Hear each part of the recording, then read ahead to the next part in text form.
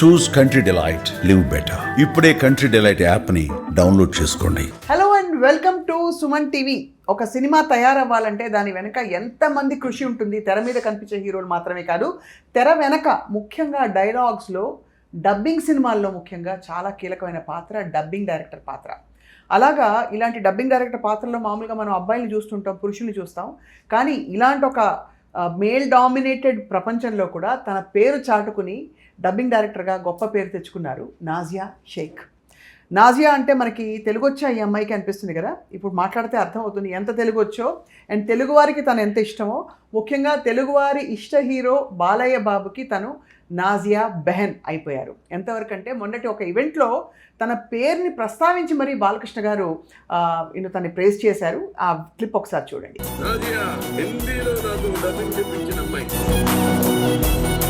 చూశారు కదా. So Nazia Shaik is here with us. Dubbing directors ఏం చేస్తారు, తన జర్నీ ఎలా కొనసాగింది మాట్లాడదాం. Hi Nazia, welcome to Suman garu. Thank you.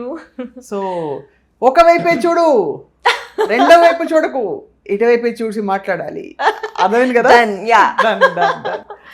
So Balakrishna గారు ఒక సెన్సేషన్, ఒక క్రేజ్, అందరికీ తెలిసిన విషయం ఇది.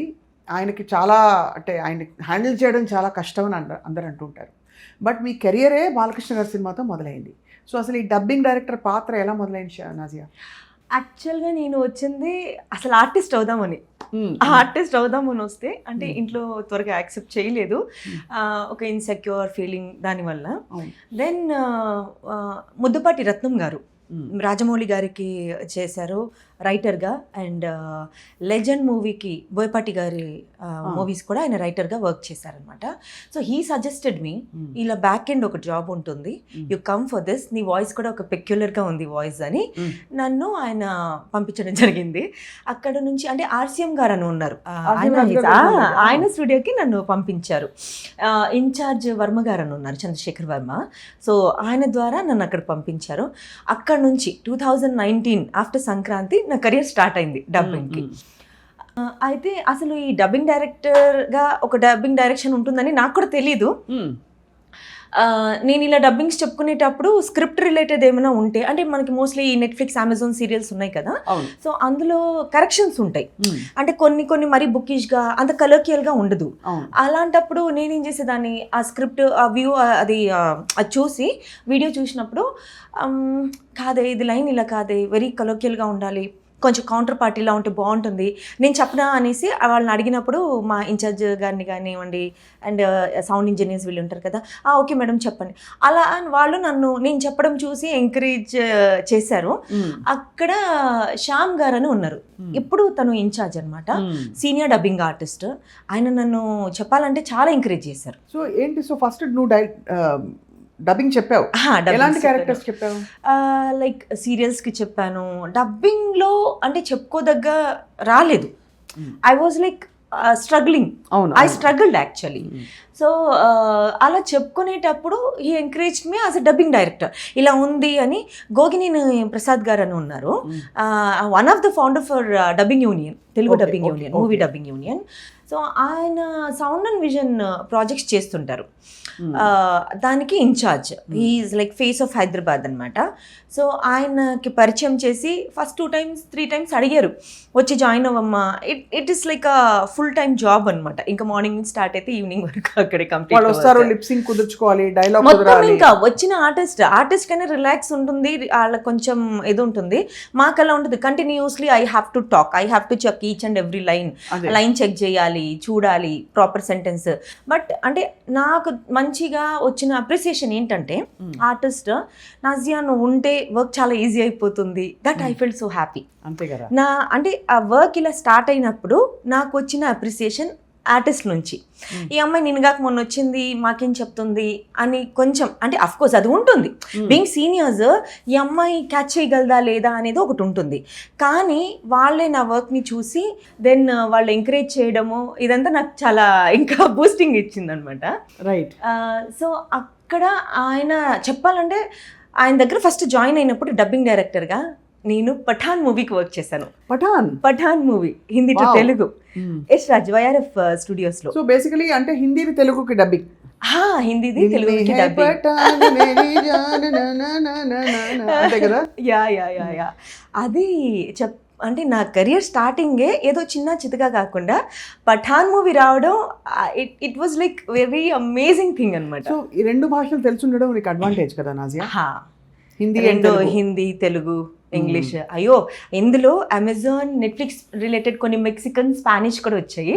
ఆ ట్రయల్స్ అవి కూడా అయినాయి అనమాట. ఆ ఎక్స్పెరిమెంట్స్ కూడా అయినాయి. మధ్యలో మేమందరం నవ్వుకునే వాళ్ళం. ఈ ఇంగ్లీష్ టు తెలుగు డబ్బింగ్ వస్తాయి కదా, తారక రామాలో తప్పక చూడండి, ఆకాశంలో భూకంపం, ఇలాంటివన్నీ. కానీ ఇప్పుడు బాగా డబ్బింగ్ క్వాలిటీ చాలా పెరిగింది. అంటే అంతకుముందు మనం తెలుగు స్లాంగ్ తగ్గట్టు అలా కాకుండా ఇంగ్లీష్ డబ్బింగ్ జరిగినప్పుడు తెలుగు ఎలా తీసుకొచ్చారంటే అదే మాడ్యులేషన్. బట్ ఎందుకు ఇంగ్లీష్ మాడ్యులేషన్ వేరు ఉంటుంది, మనం తెలుగు ఇలా మాట్లాడుకుంటాం, అది కంప్లీట్గా డిఫరెంట్ ఉంటుంది. ఇంగ్లీష్ వాళ్ళని hey what are you doing, hey Jack have you, ఇలా మనం హే ఏంటి ఎలా ఉన్నావు స్వప్న ఏంటి సంగతి అలా. ఓకే, సో చాలా బాగుంది. సో హే అదే మేము కూడా అలాగా అక్కడ చూడు పెద్ద రాకాసి బల్ వస్తుంది. ఇప్పుడు ఆ ట్రెండ్ మారింది, చాలా మారింది. అంటే కొంచెం కలెక్ట్ చేద్దాము మన తెలుగుది.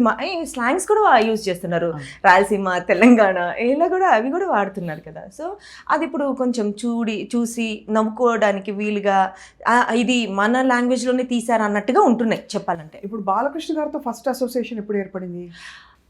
ఈ జర్నీలో నాకు అది లిటరల్లీ అది గాడ్స్ గ్రేస్, అది నా లక్ అంతే. అంటే నాకు ఈ డబ్బింగ్లో ఇలా దొరకని లక్ అక్కడ దొరికింది. One of the incharge Naveen అని ఉన్నారు. సో చాలా జనరల్ క్యాజువల్గా అడిగారు, నాజియా భగవంత్ కేసరి ఉంది బాలయ్య గారికి, అంటే ముంబై నుంచి వస్తానంటే వద్దన్నారట బాలయ్య గారు. నాకు ఇక్కడ పర్సన్ కావాలి, తెలుగు హిందీ రెండు తెలిసిన వాళ్ళు కావాలి. అక్కడ నుంచి తెలుగు తెలియని వాళ్ళు వచ్చి నాకేం చేస్తారు, నాకెందుకు అంటే అప్పుడు సజెస్ట్ చేశారు, నువ్వు హిందీ చెప్తుంటావు కదా సో అని. అంటే యా నేకెవరు పూచి ఎందుకు కాదన్ను అనుకున్నా అని. అంటే ఒక 10 days అలా పడుతుంది అన్నారు. ఈ ఆస్క్ మీ ఆన్ సాటర్డే అడిగారు. సడన్గా మండే కాల్, నాకు Monday morning 8 o'clock like that వాళ్ళు కాల్ చేశారు. అగైన్ బాలయ్య గారి మేనేజర్ కాల్ చేసి, మేడం మీ కొంచెం ప్రొఫైల్ పంపించండి ఇలా అనేసి. సరే నేను పంపించాను. మేడం ఈ టైంకి ముహూర్తం పెడతారుగా బాలయ్య గారు, ఈ ముహూర్తంకి రామానాయుడు స్టూడియో పెడతారు. డబ్బింగ్ కూడా ఖచ్చితంగా డబ్బింగ్కి నేను బీయింగ్ అ డబ్బింగ్ డైరెక్టర్ నేను ఎప్పుడు స్టార్ట్ అవ్వాలన్నది కూడా చెప్తారు. ఆయన రిలేటెడ్ వర్క్ ఎవరికైనా సరే ఆయన ఒక్కటి ముహూర్తం పెడతారు, ఆ ముహూర్తంకి మీరు ఇల్లు దాటాలి అంతే. అందుకే అంత హిట్ అవుతున్నాయి సినిమాలన్నీ. డివైన్ థింగ్ ఒకటి ఉందండి బాలయ్య గారిలో. ఆ డివైన్ థింగ్ చాలా ఉంది. Tell me more about it, I want to hear. Sure, తప్పకుండా. అంటే నేను బాలయ్య గారిది అన్నసరికి చాలా భయపడ్డాను. ఒక టెన్షన్, అసలు గుండెల్లో రైలు అలా. అందుకని చాలా చాలా స్ట్రిక్ట్, చాలా తిక్క, రకరకాలు వింటాం. ఇది కూడా విన్నాం, చాలా కల్మషం ఉంటుంది ఆయనకి మనసులో.